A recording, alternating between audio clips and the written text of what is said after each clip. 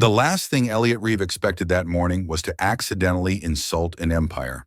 One moment he was minding his own business, sipping lukewarm synth coffee in the Mimosa's observation deck and trying to remember whether the Zalari preferred to be greeted with a bow, a salute, or an interpretive dance. The next, the diplomatic shuttle shuddered violently as proximity alarms screamed, screens flickered red, and the automated AI started reciting something in what he was pretty sure was Klingon. Unidentified vessel, a voice thundered through the comms, laced with static and what sounded like mild condescension. You have entered sovereign Zalari territory. You are now property of her radiance. Cool, Elliot said, cradling his coffee. Do I get a membership card? He didn't get an answer. He did get a tractor beam. The Mimosa was swallowed into the colossal hangar of the Zalari flagship, a shimmering beast the size of New Jersey with all the subtlety of a disco ball designed by a war god. As Elliot stumbled off the ramp, flanked by humorless guards in obsidian armor, he tried to project confidence. Unfortunately, confidence looked a lot like nausea when you hadn't had breakfast. The corridors were cathedral-like, lined with glowing runes and faintly humming panels. The air smelled faintly of ozone, or maybe arrogance. In the grand chamber, Elliot was led to the center of an elevated dais surrounded by Zalari officials. And then she entered. Queen Zirelia of the Zalari Imperium. She walked like thunder in slow motion. Every Zalari in the chamber knelt as her long cloak swept across the polished floor, which was probably made from compressed neutron stars or really smug marble. Her features were striking, tall, symmetrical, flawless, with silver eyes that seemed to scan not just your face but your bloodline. Her long ears curved elegantly back from her head like sculpted antennae, twitching faintly as if catching signals from stars too shy to speak directly. Elliot's brain, already frayed from the gravitational turbulence, chose this exact moment to short-circuit. She stopped before him, said nothing, simply looked, and Elliot, a man who once talked a customs agent into releasing his suitcase using only a limerick, opened his mouth and blurted, "You're so beautiful I can't even speak." The silence was total. Even the translator beetle on his collar froze, blinking softly like it wanted to disown him. Zirelia's ears twitched once, then, impossibly, her cheeks flushed. Not red, Zalari didn't do red, but a bright iridescent blue that shimmered like holographic embarrassment. The court gasped. One guard dropped their plasma pike. Somewhere, a protocol droid short-circuited from emotional overload. Zirelia, sovereign of 1,000 moons, took one precise step back. "I beg your pardon?" she asked, voice like velvet dipped in ice. Elliot, realizing he was very possibly about to be atomized for flirting, coughed. "I mean, that was not a line. It was just like, wow. You walked in and my brain just hit a firewall, like blue screen of beauty." Another silence. The Queen's ear twitched again. A low rumble passed through the chamber, somewhere between confusion and amusement. "You are a diplomat?" "Technically," Elliot said, "but mostly I just drink coffee and pretend I understand galactic trade law." A murmur passed through the council. A robed Zalari official leaned in and whispered something into the Queen's ear. She waved them off. "You are not what I expected," she said. "That's mutual," Elliot said. "I didn't think royalty could blush. I thought you were above emotions, or had them surgically removed for efficiency." Zirelia's eyes narrowed, but the corner of her mouth twitched. "I assure you, our emotional systems are quite functional." Elliot nodded gravely. "No, I can tell. Yours just punched me in the face." Zirelia turned, motioned for her aides. "Place this human under guest surveillance. I will question him further." "Question as in interrogation or?" Elliot asked. She didn't answer, just walked away, cloak trailing behind her like a comet's tail. Two guards approached. "Please follow us, guest," one said, eyes unblinking. Elliot followed, slowly. "You guys don't do welcome fruit baskets or anything, huh?" He was escorted to a room that was half prison cell, half luxury suite. There was a gravity-adjustable couch, a hovering data screen, and a snack dispenser that offered things like crispy neutron clusters and hydrated glow bark. He chose something that looked like a glowing grape and tasted like static. As he paced the room, Elliot tried to make sense of what had just happened. He wasn't exactly experienced in interspecies flirtation. He barely handled dating humans. His last relationship ended when he forgot their anniversary and sent a text saying, "Happy Memory Day," followed by an emoji of a cow. Now he'd accidentally charmed an alien queen, or insulted her, or both. The door hissed open. She crossed the room with careful grace. "You have disrupted court protocol, undermined centuries of decorum, caused visible pigment alteration in your queen. Explain yourself." I panicked. "That is not an explanation. It's the only one I've got." She tilted her head. Her ears flicked once. "You are very strange. I get that a lot. Usually after I've ruined dinner."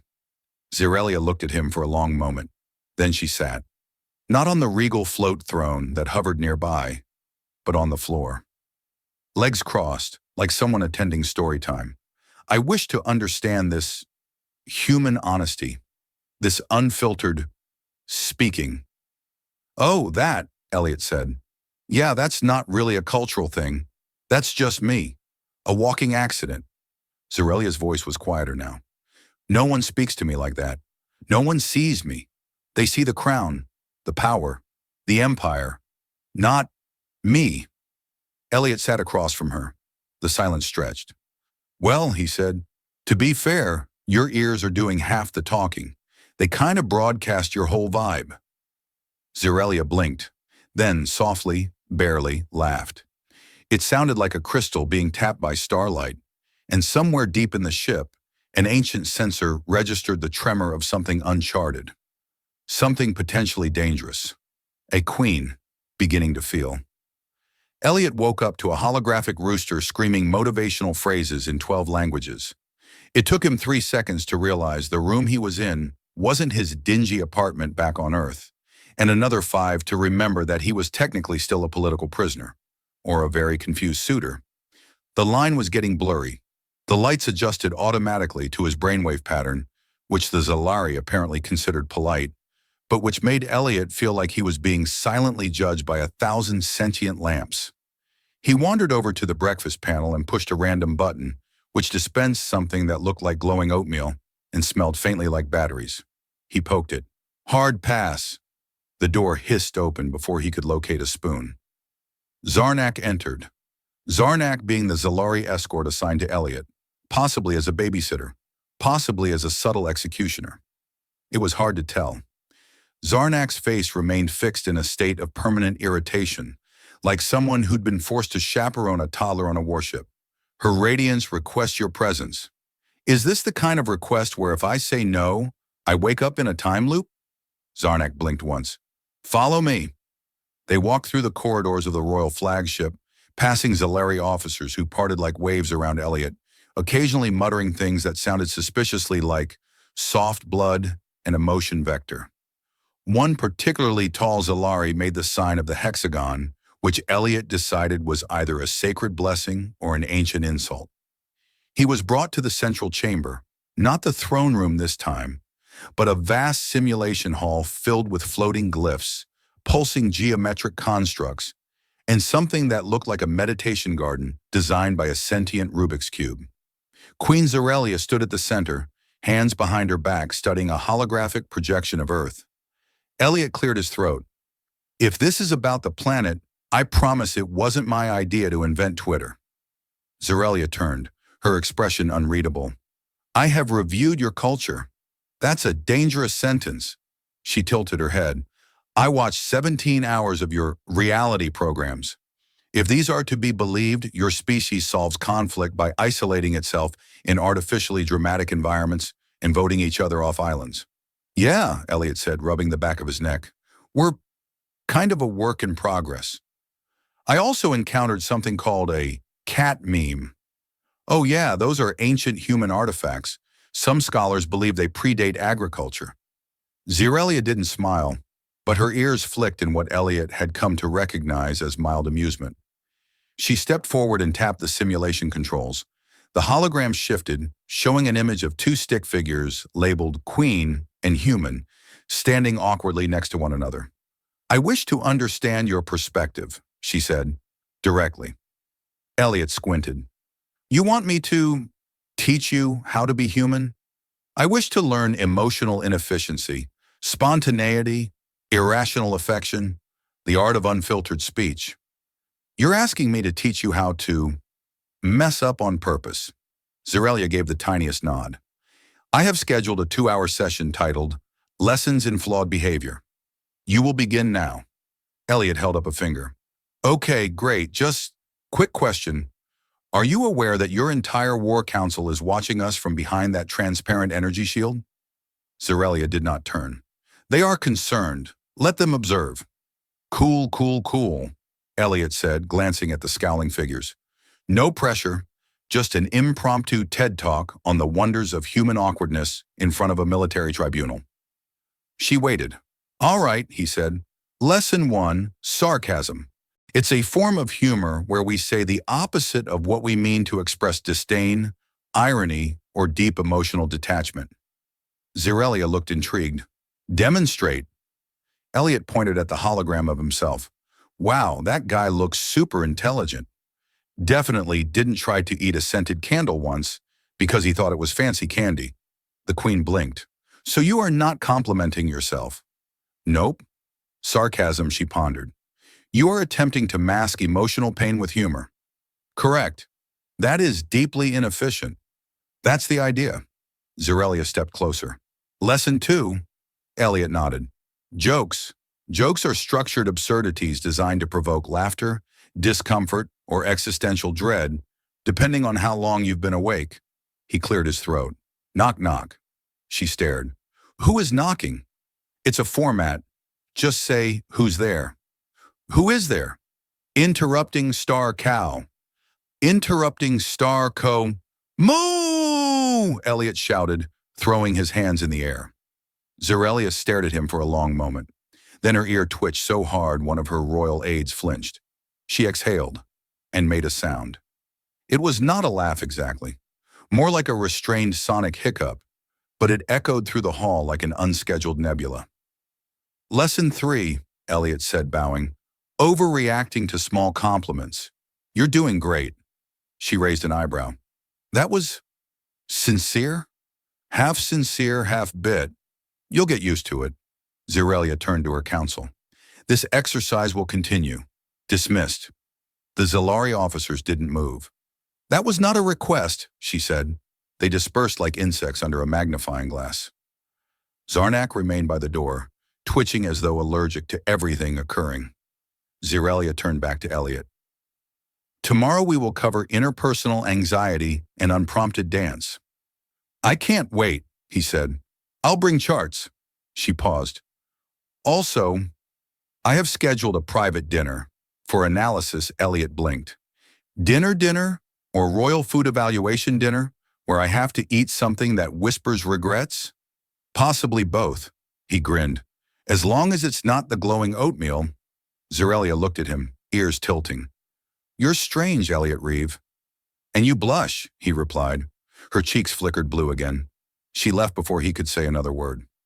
Back in his suite, Elliot sat on the floating couch and sighed.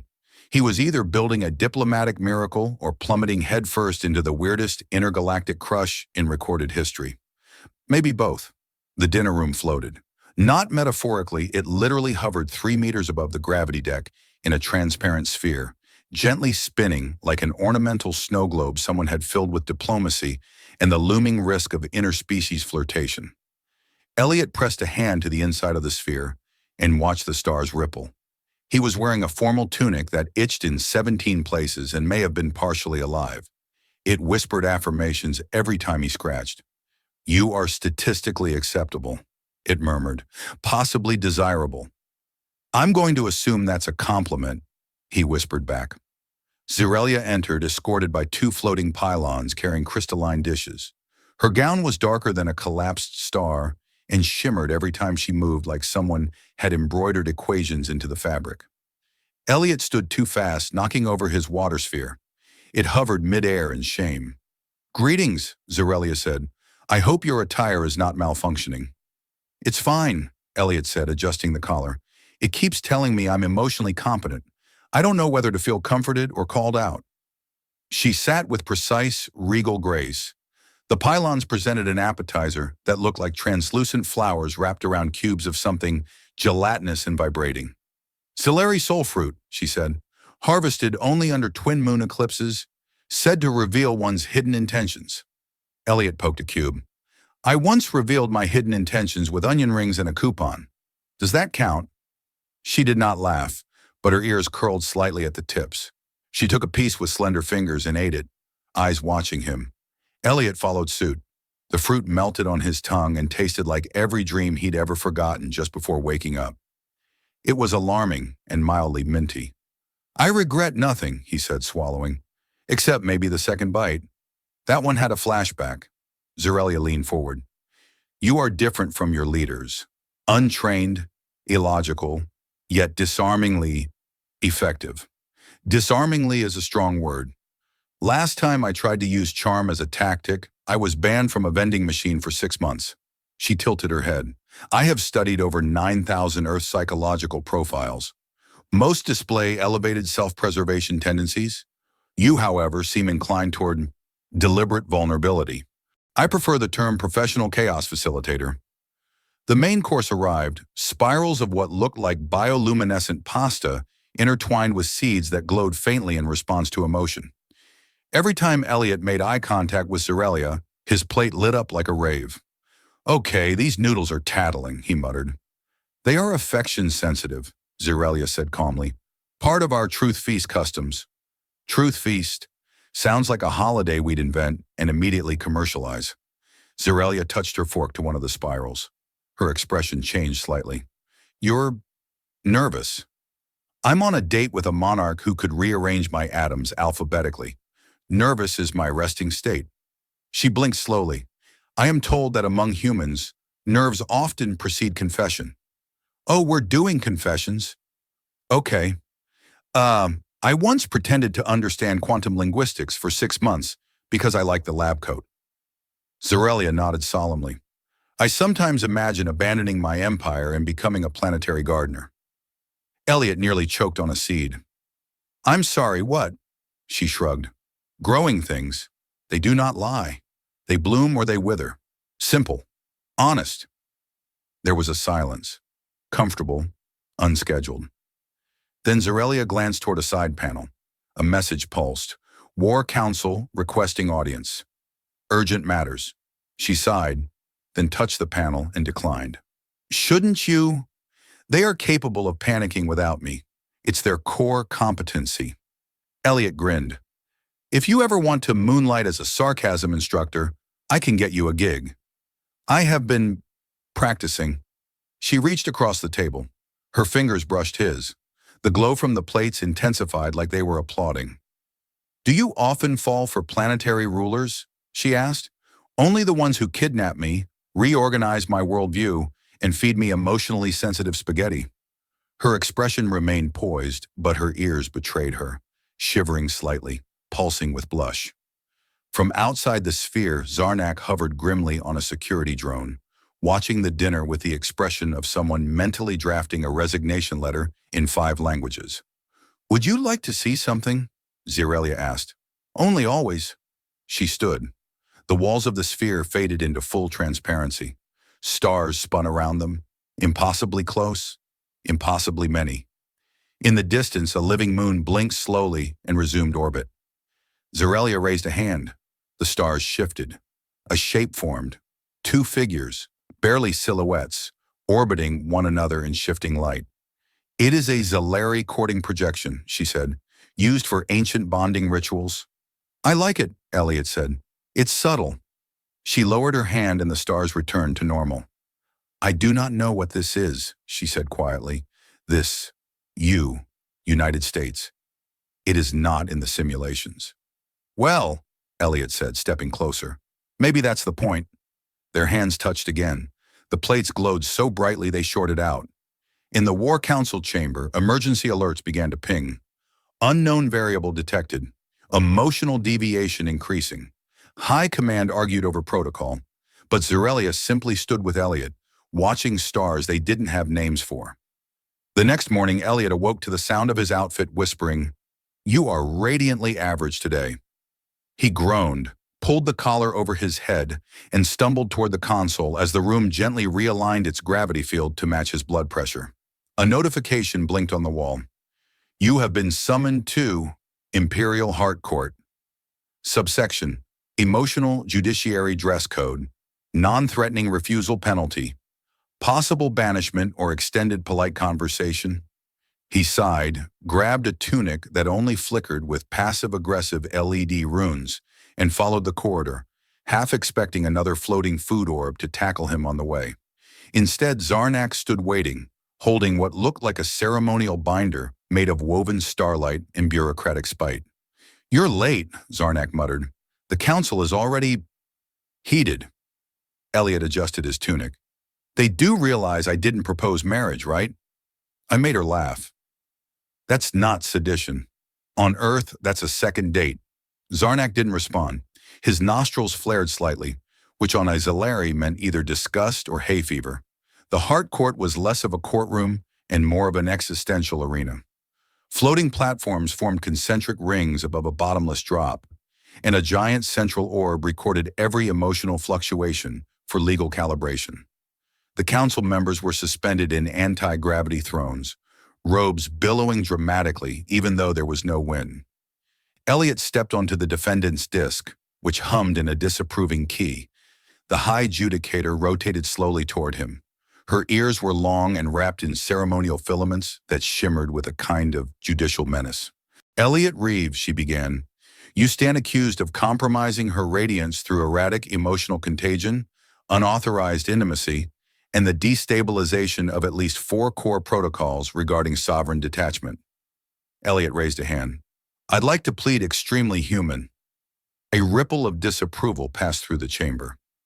Zerelia sat on her own platform, expression unreadable, back straight, ears twitching once every few seconds, like a radio trying to find the right signal. The judicator continued. Do you deny initiating disruptive emotional resonance? I told her she was beautiful, and she turned blue. That's kind of on brand for me. Is it true, another counselor intoned, that you caused her radiance to experience involuntary mirth during a classified strategic briefing?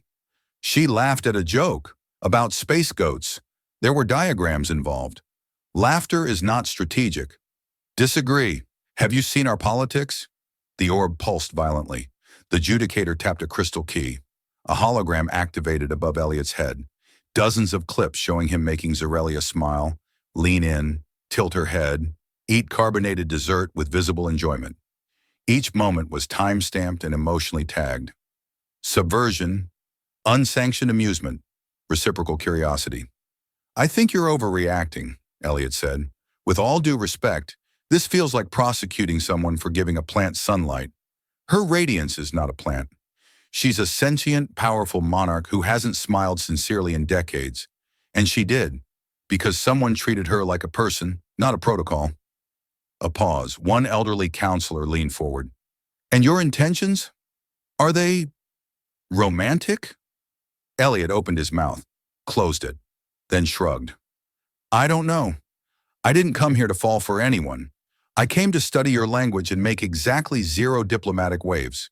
But she's smart, weirdly elegant, and yeah, she can probably collapse a neutron star by frowning at it. But when she listens to someone talk about cats with socks, her ears do this wiggle thing. Another pause. The orb registered mildly inappropriate awe. The judicator turned to Zerelia. Your Highness, speak. Zerelia stood. The room quieted. This human has done what no one else has managed. Not with gifts, not with genuflection.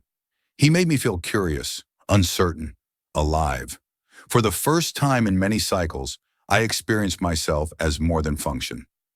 One of the younger officials began to protest, but she raised a hand. I do not renounce the throne. I do not abandon my people, but I question a system that treats authenticity as a threat. A murmur spread. Elliot stepped forward. Look, I know I'm not what you expected. I mispronounce names. I knock over sacred utensils. I once greeted a dignitary by quoting a song from a 1990s sitcom. But if there's a chance to build something, anything, that includes laughter, shouldn't that be a sign of progress? not collapse. The orb pulsed. High intensity. Honesty detected. The judicator blinked once. Then reluctantly, she tapped her staff. The accusation glyphs dissolved. This court does not approve, but it will not interfere. Zerelia looked at Elliot. Her ears twitched in slow, symmetrical arcs. Outside, the stars pulsed in a rhythm no algorithm could explain. Zarnak, waiting in the hallway, muttered something that translated roughly to, "I knew it." "We're doomed." Elliot stood on the observation deck with a ceremonial ribbon tied around his head. He wasn't sure why. Someone handed it to him after the council session and said, "It is tradition," before vanishing in a cloud of protocol smoke. The ribbon occasionally beeped. He leaned against the glass, watching the stars blur by as the Zalari flagship cut across sublight space. Below, the planet Telvorith glowed with soft lavender oceans and clouds shaped like existential regrets. It was apparently the chosen site for the newly proposed Cultural Accord of Mutual Weirdness. Elliot had not picked the name, but he endorsed it wholeheartedly. Behind him, the doors whooshed open. "You are wearing it backwards," Zerelia said. "I suspected that," Elliot replied. "It called me Chieftain of Soft Foods. That is a high honor among the Nebulite dietary caste. I'm humbled." She stood beside him, her silhouette outlined by the distant light of two suns, politely failing to explode. "So," Elliot said, "we're really doing this?" Zerelia nodded. "A formal alliance, emotional transparency, shared holidays. You're gonna love Earth's customs. We have one where people dress up as monsters and demand processed sugar from their neighbors. Solari do that on alternate Wednesdays. We call it assertive diplomacy training." He grinned. "We might not be so different." She turned to him. "Are you afraid?" "Terrified," Elliot said. "But in a thrilling, I might accidentally become an ambassador or a romantic footnote in an alien history book kind of way." She regarded him quietly. "You have changed. I have an intergalactic crush, a universal arrest record, and a tunic that compliments me every time I trip. Yeah, I'd say I've grown." Zerelia's ears curled slightly.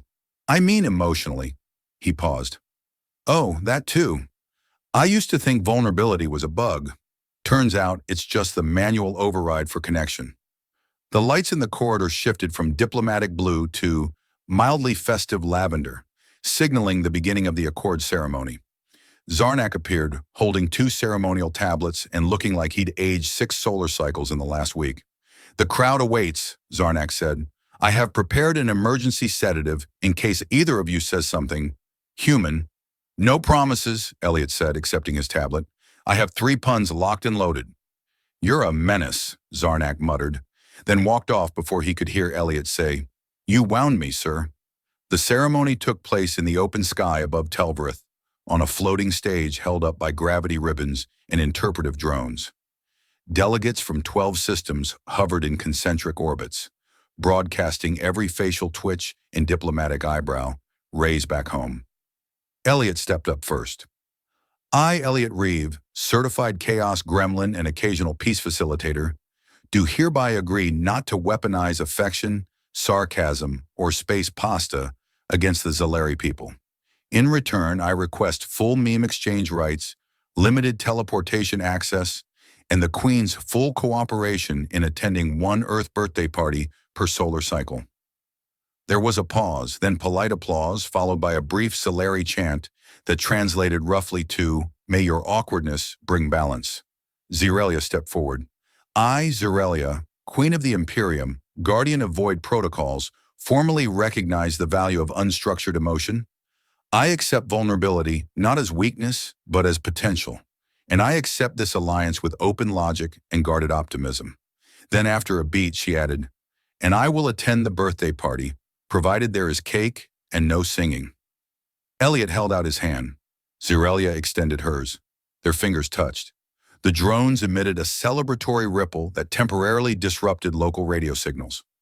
Afterward, as the guests dispersed and the atmosphere returned to low-key diplomacy, Elliot and Zerelia wandered toward the ship's botanical chamber. A gift from a Terran envoy who thought flowers were the universal language. Most of the plants were confused but compliant. They sat on a bench made of living crystal. Elliot stretched his legs. Do you think this will last? He asked. The Accord? Possibly. No, I mean, us. The Queen and the Chaos guy. Zerelia looked at him. Possibly, he laughed. You're getting good at uncertainty. I have an excellent tutor. They sat in silence for a while, watching a bioluminescent fern attempt to imitate their body language. Zerelia spoke softly. Before you, I only knew power, command, predictability. Now I know the shape of confusion, the taste of fear, the color of blush. Elliot reached for her hand. And it is beautiful, she said. He squeezed her fingers gently. You're so beautiful I can't even speak, he whispered again. Zerelia blushed. The fern blushed too for some reason. Above them, the stars kept spinning, unaware that history had just bent ever so slightly toward the improbable. And Elliot, once a bumbling linguist with a lopsided smile, now sat next to a queen who once ruled with precision. Neither of them certain, but both of them finally real.